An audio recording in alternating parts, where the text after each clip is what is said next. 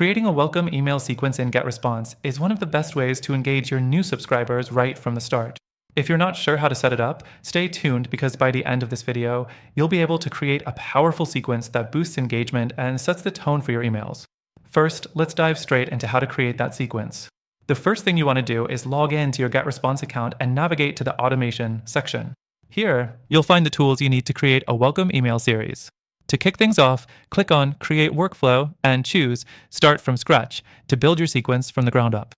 Next, you'll be prompted to add a trigger. For a welcome email, the most logical trigger is when someone subscribes to your list. Choose Subscribe to a List as your trigger and select the list where your new subscribers are being added. This step ensures that the automation is activated as soon as someone signs up. Now, once your trigger is set, it's time to add your first email in the sequence. You can click on Add Action and choose Send Message. From here, you'll need to either create a new email or select an existing one from your library. For your welcome email, you'll want to craft a message that introduces your brand, thanks the subscriber for signing up, and sets expectations for what kind of content they'll receive. Make sure it's engaging and sets the tone for your relationship with your subscribers. Next, let's talk about timing.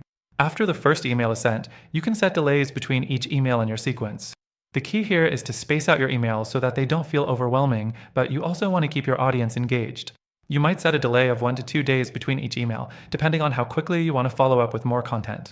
The fourth thing to do is to customize your email content. GetResponse provides a drag and drop editor that makes it easy to design your emails without any technical skills. You can add images, buttons, and even personalization tags to make your emails feel more personal. Plus, you can include links to your website or social media profiles to keep your subscribers engaged beyond just the welcome series.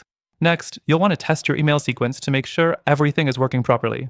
GetResponse lets you send test emails, so use this feature to check that all your links are functional, your emails look great on mobile, and that your personalization tags are firing correctly.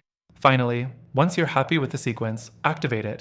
After this, every time someone subscribes, they'll automatically receive your welcome email series without you having to lift a finger. However, while GetResponse is a solid choice for creating a welcome email sequence, there are other tools that might serve your needs even better, especially if you're looking for advanced automation features or a better user experience. For instance, if you want a more intuitive, streamlined interface or more advanced reporting, there are platforms like MailChimp, ConvertKit, and ActiveCampaign that offer great alternatives. And if you're looking for a platform with a stronger focus on integrations and delivering a great customer experience, you might want to check out options like HubSpot or Moozend. I've included a link in the description below to GetResponse, where you can get an exclusive extended free trial for our viewers. But before you make your decision, I recommend giving these other platforms a try as well. Through our link, you'll get the best free trial and exclusive benefits, so don't miss out. That's it for this quick guide on how to create a welcome email sequence in GetResponse.